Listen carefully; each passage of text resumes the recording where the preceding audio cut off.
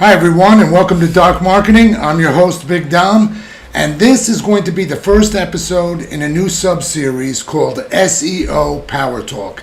And this is really the right time for this type of video.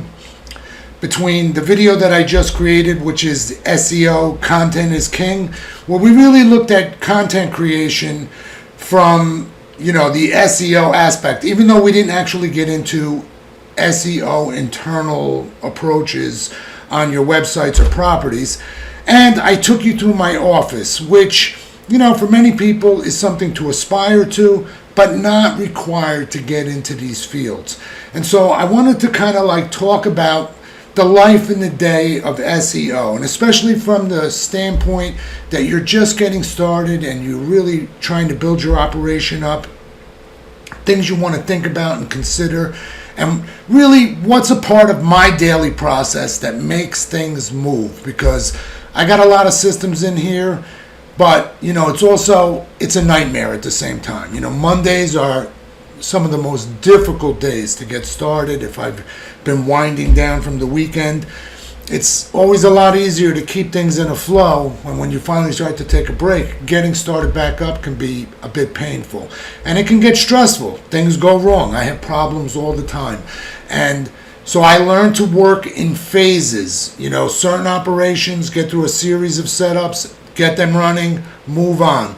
There are things I have to do developmentally wise that really require my undivided attention. And when that happens, I can't necessarily be, popping around from system to system. But it is nice to have a power system that, I can do more than one thing on while I'm just really trying to concentrate on one thing. So that being said, you get into this field, never feel like, this guy's been doing this forever. I've been doing this for 30 plus years. I got started when the internet was just taking off, and it was very difficult to make money at that time. And there was no Google. There was a whole bunch of other search engines, and the whole dynamic changed and evolved. But it doesn't really matter. Just like it doesn't matter what programming language you want to get started with, because it doesn't matter where you jump in. Everything is always upgrading and advancing. So whatever you start today, you can be a master, just as much a master a year from now as somebody who's been doing it longer. And what everyone is really trying to do is master their own niche or environment that they figure out how they can make money. So what I want to do is kind of lead you into what my day is like, aside from just, setting up campaigns with Money Robot and GSA Search Engine Ranker, SEO Autopilot. I do a lot of GSA contact form website contact form software, so I'm running GSA indexers all day long. So there's a lot of things going on in this office, and I have to stay organized. But it's something you build up to over time. And this is why I say, if you're looking to get started, there's things that you need to be doing every day that are part of your daily process of educating yourself. Now, for me, as you saw in my office, I have a lot of smart TVs. But regardless of that, doesn't matter where I am. When I'm out of the office, I've got a tablet and another device, and I'm frequently checking my news feed. There's resources that are constantly coming up in my feed that are pertinent to what I'm doing, searching for and looking for, and especially YouTube. Okay? Now, for me, there's a sort of a daily regimen of sources that I like to follow, like with YouTube, that help me stay educated. And I know I've mentioned this before, but Niche Pursuits. This is a great website where you're going to find tons of interviews. And what you learn in these interviews as they talk to these different individuals and they share their success stories, that they share an aspect of what they have accomplished and the insights technically that they achieved through SEO that brought them to making the big bucks. And what we come to learn in this field is that Google has 200 different ranking factors. And so you see all types of different, approaches and methodologies, and getting an understanding for a little bit of everything is really critical to understanding and theorizing the big picture Okay, so I highly recommend some of these things. The interviews are fantastic, and you just learn a wealth of stuff from some of these interviews. Matt Diggity, he's a leader.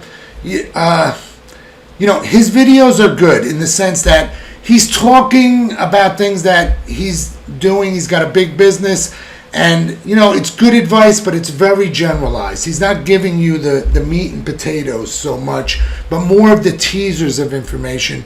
But once you get savvy, there's a lot to be gleaned from what he's talking about and following along with some of his videos. They're a little over flashy in the sense that he's trying to make them entertaining, TV commercial, zoom in, pop out, little video clips, where I would really, like when I've seen him in some podcasts or interviews, I really enjoy just seeing him talking plainly about things much more than the way he takes with some of his videos, but definitely a top resource. Another guy I look at sometimes, Gotcha SEO, because he does a lot, talks about backlinking. Oh, and that's not him.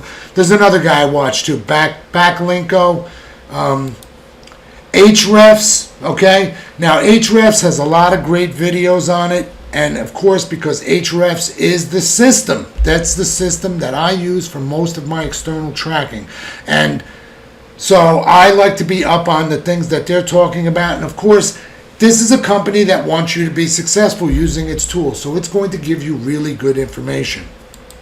Another one I like is Rank Math.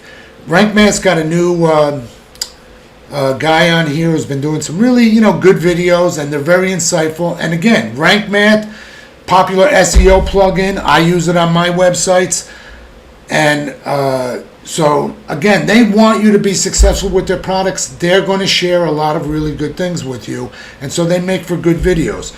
But the point of what I'm trying to show you here is you need to develop your niche of people that you want to review and watch their videos. And sometimes you're not going to watch the whole video. It's going to go off topic. It's going to lose your interest. Fast track through it.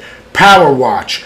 Move on to the next thing, because the truth is, if you get 6 videos of hours of videos that come up in a day, you're going to start to realize, hey, I don't have time to watch 6 hours of video. So you're going to power through them. You're going to watch the stuff that's pertinent. If it goes off topic, you want to get beyond it and move on. Ones that are more informative, especially some of these ones with Niche Pursuits podcast, you're going to want to be paying attention, but they don't require that you have to watch them. You can listen and glean everything that you need, because they're not really often showing you a lot. They're just talking about things in the abstract that you should understand and be developing an understanding about in terms of SEO. So these are good resources, to kind of have in your repertoire. Other things that I like are,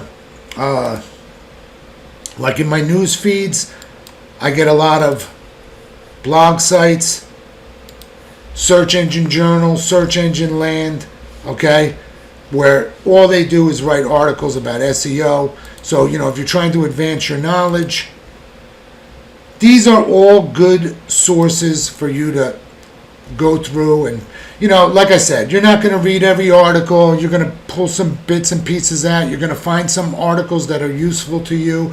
But they've got a lot of SEO topics, So get out there, search your SEO blogs, and find out what the resources that are really tapered to what you want to do. Because in the world of backlinking, to make this process super successful, and it is a super successful approach, you need to also have all the other stuff on the receiving end, a good presence, and develop that up. So the two are going to work together to help each other. The backlinking, but it's not going to make that stuff successful unless you have the metrics, and you need the knowledge about SEO and certain technical aspects that you should be following along about. So let's just take a look at some of those things, because this is why I wanted to stop and really have this SEO Power Talk. Because due to some of the stuff that's coming up right now and trending a lot, I want to talk about. And I want to, while you start this journey, to change your paradigm and how you view these things, so you see the bigger picture while you're still learning. So let's just take a little look. Now, for example, in this Niche Pursuits video, he's talking about how he built up 108 internal links in one of his blog sites and drove the ranking up. Now for me, internal linking with anchor text for keywords that's done methodically, and you can't do it without rhyme or reason. That's got to be pointing to the right content with the right anchor text. You're going to get results. And if you're watching a lot of these videos and interviews, you're going to pick up on this approach, no problem, and realize, hey, I need to incorporate that. And of course, one thing you're going to learn, if you have a really massive blog site, well, it can become a big undertaking. So one thing I recommend is Link Whisper. I recently purchased a big user license for this, but I haven't employed it yet. But I've seen some really good interviews of guys using it. It's on my SEO Depot site. We have an affiliate for it, link. But I haven't tested it myself, but I did see some really good interviews of individuals with some high-paying, earning blog sites, and utilizing this tool, they said, was one of their critical aspects for their internal linking, which helps drive up their ranking. So those are things you're going to kind of learn about along the way.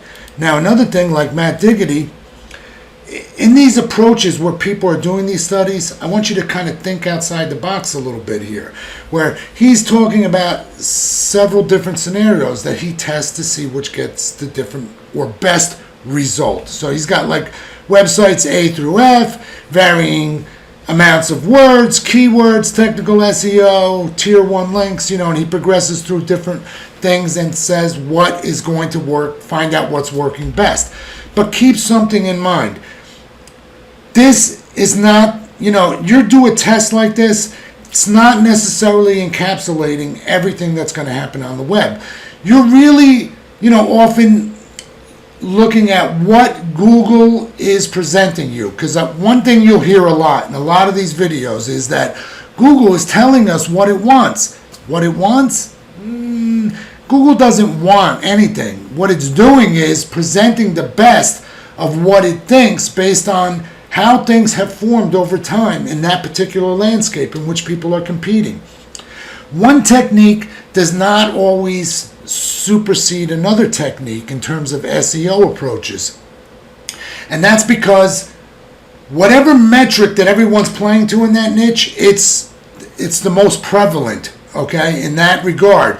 And it's because it's how it's structured below the results. What else is going on for those companies? There's a lot of factors that fall into different ranges. So, rather than like me testing things, I'm not testing. I'm testing real world. I'm doing a range of everything and learning what's working best for me overall. Is it longer, when it's a blog, is it longer articles and that making sure they don't get too watered down and that I get the maximum amount of range of keyword topics for searchability that I want to get? Because the bigger the article, the more I can get. But I can also get watered down and lose my ranking value for any specific phrase.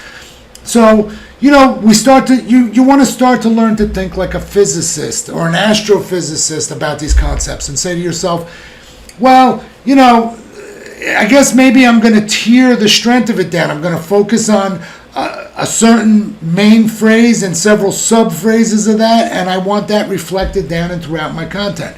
Now, that all sounds wonderful in a perfect world, but when you're generating content, especially using ChatGPT, you're going to have to roll with your content a lot of the times, or you're going to have to tell ChatGPT, these are specific keywords I want laced in my article more frequently, and you have to go back, give it those list of keywords, maybe even indicate how frequently you want them, and tell ChatGPT to rewrite the article and beef it up. So it's a little bit of a, you're going to be doing a little work to perfect the right thing sometimes. In other cases, it's not blogs. Many of my SEO clients, they have a lot of content. So I'm able to talk about, different approaches that I use that are really just purely SEO related in terms of there is no blog. I have clients, they have absolutely no blog content, but they do have very large product content to work with and descriptions and videos. And, do not think that everything is what it is, because like Google says, another important Google YouTube. Hold on, let me pull this up, pause the video. Google Search Central, okay? Now, this is another must-follow channel. And let me just tell you something, I hate listening to this channel. This is why can't do reviews, because I'm too much of a critic. This guy is as boring as rain, okay? Just the sound of rain. You want to go to sleep at night, you listen to this guy. And one thing about Google is Google tells you what it wants you to do, what's good for them. That's their objective. They want to steer people into practices and approach that helps their crawling times cut down. You know, there's a lot of conflicting things about Google. For example, yes, we want fast loading page times, but we also want pages that people stay on for a long time and read, and that if they have high engagement rate, it drives up the ranking because Google's able to detect that. So long pages may take longer to load, however, they also have great value for building ranking. And this is why Google also talks about, especially in its latest algorithm updates, is all about first paint times. Because, you know, you're going to have a conflict. You need your pages to load fast, and you also need them to be long if you want them to have value. So how do you meet in the middle? Well, one thing is you want your pages to be able to load fast at the top, the viewport to load fast, even though the rest of the page may take a long time to load. That is, you know, part of that workaround. But one thing I like listening to this Google Search Central is about what they don't tell me, or what I'm really listening to what the guy is trying to bluff me about, or really give me an indicator. Because sometimes, you know, some of the questions that some of the people ask, to me, they are just ridiculously novice. But in that regard, you know, it's what Google tries to steer them away from sometimes that's often very revealing. If you're thinking bigger, you have to think bigger, you have to step back. Like a physicist, don't just look up at the sky and see stars. Recognize that it's full of galaxies, and that time is also involved. You're looking at a snapshot of time. So everything is the time in which the light has traveled to reach you. Well, it's much the same when we're doing backlinking. Time matters, because you can't just, you know, have 50,000 backlinks appear overnight. That doesn't happen. So that's like going Nova, and if you're caught in a Nova, boom, you're going to blow up. That's all there is to it. So time is a factor, and making things work in a timely fashion with backlinking matters. So you want to think bigger, big picture, outside the box, step back and look at each one of these things as one piece of something much larger, and that you're going to find some aspect in each application of SEO that's going to be useful to you. Because in my approach, if I'm doing a campaign for Money Robot, well, the content of what I'm posting is equally as important as the source that I'm trying to reference. Because the real connection here, you know, at the end of the day, there are just literally trillions of web pages and billions of websites, and there's just a stream of constant new content. And AI is making even more, so things are growing even faster exponentially. Google is the leader because it has the ability to crawl websites much more than any other single resource. That is what makes Google the giant. But even Google cannot do it all, so it relies on other sources to get data from. And in addition, it must be efficient at understanding what sits below the surface of its own search results that it's using to determine why it should rank one higher than another. In this most recent video of Niche Pursuits, this individual is talking about his link building approach.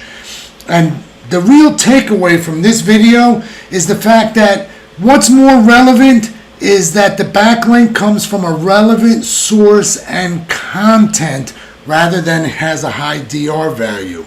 Understand? So when you watch these videos, you'll start to pick up all these little pieces, and we can certainly understand how that plays into our approach with automation.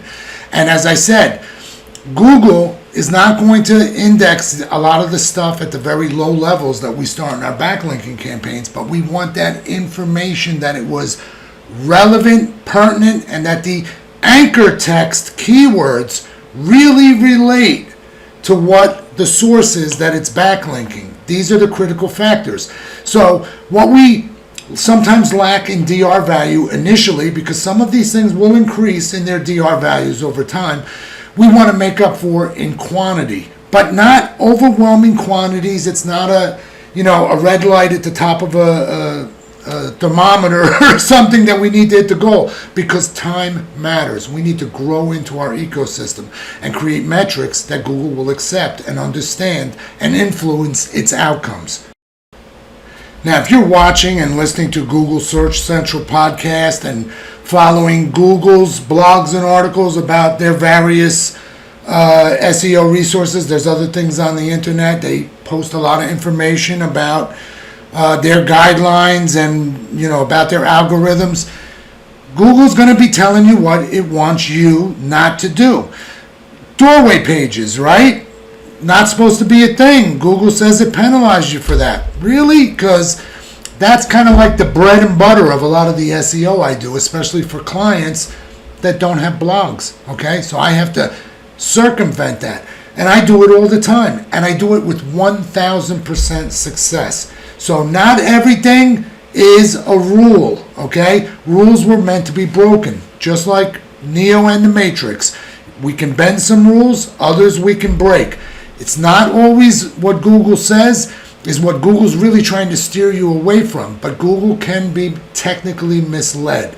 Now, understanding that, because, watching Niche Pursuits, I've seen interviews with guys saying about one individual had a very successful automotive blog site, a lot of do-it-yourself articles, and he would take the same article and make 12 or even 20 out of it, because he would change it to the specificity of a particular brand, car, or model, okay? And just do a little bit of rework on it, and voila. And what does that really equivalent to, other than if you have the same basic subject, but you're doing it for 20 different cars, then they're just doorway pages. Same principle applies, and yet you're still able to achieve results. So, not everything is what they say. You have to be able to experiment and step outside the box. Now, that being said, when you're thinking about, hey, all these strategies you want to test, well, you test them with your doorway pages on your websites. Not everything is always going to be a blog. You may be creating blogs and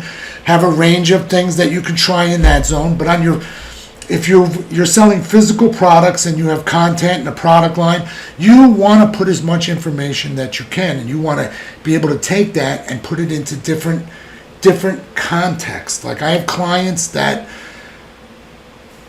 they compete in realms where Google has a lot of difficulty determining the search intent because the phrases overlap. So they compete with websites that the products they do not compete with. They're basically completely different. So let's just take a look. Right here on Search Engine Journal, one of their recent blogs under their local SEO category is Local Landing Pages, a strategy for ranking local search terms. And the gist of this article is, look, if you're a local business and you service a region greater than your just local town, you're not a pizza place, perhaps you're an automotive repair, appliance repair, some service that you go through multiple cities or counties, and of course, maybe even the whole state. But what they basically recommend is you should have a page that is about every town that you provide services to, a page for every county, and even a page at the state level, even if you don't service an entire state. And why is this important? Because obviously if your services are in Texas and somebody just searches Texas is a big state, but you still kind of want to come up in those results because there's a possibility that you may come up in the region, and obviously they will refine their searches. The other aspect is Google knows your location and the location of the searcher, so even if I'm just searching for auto repair, it's going to give me all the guys that are local to me first. So understanding that, those are still doorway pages, right? So we know that that rule is just something Google is telling us it doesn't want us to do, but can be done very effectively. So if we're going to run some strategies, in our doorway pages, we want to really shake up how we approach it. And that's where we're going to do our experimentation. And the things that work best, we're going to just take our other stuff and lean them in those directions. But, you're going to find like sometimes I'll do a range of things for a client, all in the same sphere, but they don't all work the same because they're little subsets of a larger topic. And the dynamic actually changes dramatically, when we get into like just small details in the search phrases, because they become really much more descriptive. Like a line of products that all basically do the same thing, but each one may provide some extra functionality, and that changes the whole dynamic because there's only maybe a single functionality that is different amongst the main functionality that they all provide, if that makes sense. So that being said, look, and again, thinking about the big picture, that also the influence of how these things are going to affect you over time, because you're not going to make something happen overnight. So let's just take a look at like one of my clients who was just going through a little shakeup. And this is a full SEO client, so we're going to look at some of their stats. Now, this is one of my clients' tracking that I'm using AWR reporting for. And I track almost 800 keyword phrases across Google, Yahoo, and Bing. And this gives us a charting average. And what you can see is the top blue line, that is my client. The second line is they have 2 websites. The 3 charted companies below are competitors. And they only have 3 real competitors, although they have a broad range of competitors for phrases, but not competing products. And we can take a closer look at this and break it down by types of searches, like first place positions. This is the charting with the comparison of first place position responses to those keyword phrases. This is the charting for top 3 search positions in comparison. So you get a sense. I can do top 5, first page, but let's look at the search engine breakdown. Now those general visibility positions charts, they're nice for showing the clients, but the real devil's in the details. So when we start to look at the search engine analysis, you'll see I track 4 factors that are averaged into those charts. Google Desktop, Yahoo, Bing, and Google Mobile I track separately for this particular client. And you can see one report every week. And we got into a little rough patch, as Google Desktop is clearly the number 1 source for leads for them. Okay? And there were some reasons for that. They're having some problems on their VPS. Page load times, especially first paint, very low, and they're taking penalties as a result. So I ran a spot check report on Friday, because generally these run on Tuesday, and I get them first thing Wednesday morning. So I'm already getting a little leg up on something is taking a downturn and taking steps to counteract that. But like anything, when things are going down, that's when we react calmly and not rush. Let's take a look. Now, when I look at their backlinking report, now I've got a lot of backlinks built up for them in recent months because I was aware of a lot of the slowdown issues they're having until they get migrated to a new VPS. Normally, I keep their backlinks in a 15 to 17,000 K monthly, but we've had to pick it up considerably, okay? And when we look at the 3-month charting, normally I keep them in a nice positive reading over a negative fall off. But you can see where in May I started to really crank things up, and with the indexing to ensure that they are getting registered so that there will be a time factor. If I'm seeing them here, they will impact Google after. So we come up, and this is a little strong, so I don't want them this strong. I start to taper it back and get it, back to normalcy, although it's still running a little high, and that's what I want. But we could see the real world effect of that backlinking process begin to pull us back up and back into normalcy, okay, with some very targeted campaigns. Now, let's just take a look at another client that I inflate their presence dramatically with this process. This is another large semiconductor client of mine for SEO. The top dark blue line at the top is the client. The aqua blue line that it is intersecting with is its leading competitor. And that competitor is the leader of about 20 competing companies. The other lines below are the top 4 or 5 other competitors out of the top 20 that I chart. So you can see on the general visibility for about roughly 800 phrases where I have defined that the real money value is for them, they track equal to or greater the competitor. That competitor's website is 10 times larger. And in the area where this company competes against them, they have 7 to 8 times the amount of content to compete. And so I work some good internal strategies with the backlinking strategies that allow this company to gain the lion's share of money phrases. So let's take a look at their backlinking. This is my client's profile against the competitor.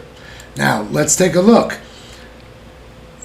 Against the competitor, they're showing for the client, it's 1.2K in organic traffic. But we have almost 10 times that because the competitor is much larger. And they get a lot more brand search branded searches as a result.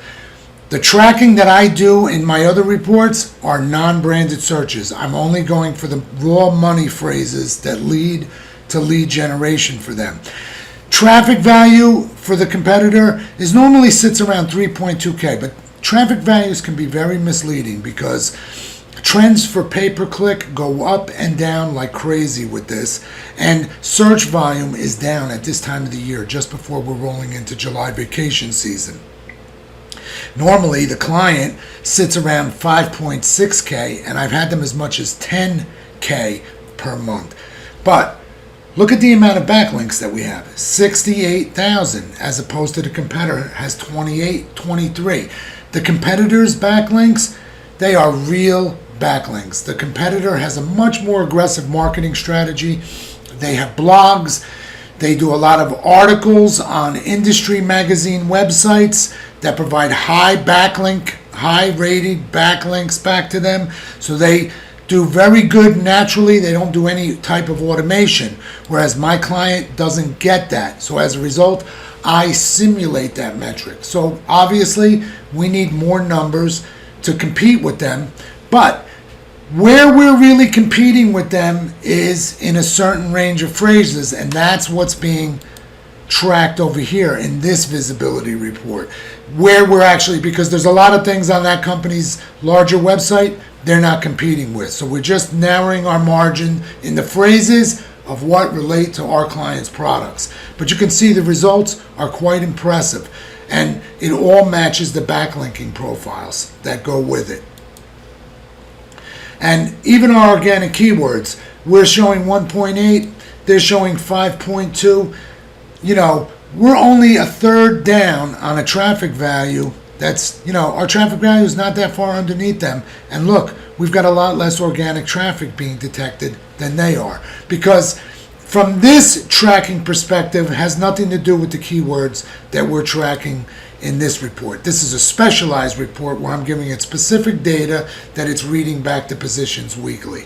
So, that being said, do I use Money Robot for very high-end clients? You bet I do. But it only has its place in the ecosystem. For me, Money Robot's a bottom tier product. And of course, I use all of my softwares in my arsenal for my clients. But these are SEO clients. So everything starts at the website with the basics, with the understanding and knowledge of things that you're going to glean from visiting and following the right kind of resources and blogs and articles that are going to help you keep your mind on what is the trends of what's going on. What are people out there detecting in their homework that you can take and apply into your world? Okay? You don't have to do all the figuring out on your own. Everybody's out there doing it, and they're making videos. And you want to get on board with them, just like you do with my website. And, get that information that you need and add it to your repertoire a little bit every day, because everything's going to start with SEO. You got to think about the big picture, the bigger, metrics and things that are going on that you're not always able to see. You need to do a lot of analysis. Ahrefs, that is my tool, because you can analyze any website with this. And this is something, you want to sit down with your tablet and you're just relaxing and spend some time and do your research. And, you're going to find and see a lot of things in here that are going to give you clues. But remember, like everything, space travel takes time. You want to think about the physics of the universe, you got to think about the time involved from get to point A to point B. And using these approaches, how we learn to bend time and space to our advantage, to make Google look at ourselves differently so we can achieve the kind of results that we need to, make our backlinking effective in the type of things that we're competing. Because the potential to inflate yourself 5-10 times against a competitor with these processes is there. I do it all the time. But no matter what software that I'm using to make my backlinking approach, what the content that I'm posting is equally as important as the resource that it's going to. And when you really bridge that gap and understand the different type of metrics you're trying to simulate to achieve that result, then the doors really start to open for you. Now, in the next video is going to be the follow-up on our last video, where we're going to continue on the content creation for the actual campaigns, and we're going to do it with Money Robot so we can expand on some of the training and some of the approach and tactics that I use in my setup with this product. That's it for this video, but this is part of a new series that I think we'll be doing a lot more talking about SEO as a whole, and get into more things about on-site SEO and different strategies and techniques. But a lot of that becomes born out of what we see that other people are talking about, what's trending right now. And so these are really key factors. As always, guys, if you find that, look, for a lot of people, if you find that, you found this video and you realize, yes, you do your own SEO, or you need an SEO service, or this is all beyond you, this backlinking concept, you can visit us at SEOdepot.com, SEO-depot.com, where we sell backlinking services and affordable SEO packages you can inquire about that can help get your company, your website, your blog, whatever it is, on track and ranking in the top domains of what you do. We don't work with a linear list. For my clients, I examine the entire ecosystem, and generally the phrase lists are pretty large, and for a lot of my semiconductor clients, they average just around or under 800 keyword phrases that I eventually shape out the environment for. And then I taper the backlinking campaigns to different approaches that really help achieve keyword ranking on their actual pages. And we'll really take a look at some of those metrics in the next video. As always, if you like this video, remember to give it a like, give us a thumb up, and follow us if you want to see more great content like this. That's it for today, and with a little luck, the next video will be up tomorrow, maybe the next day at the latest. Have a great day, everyone.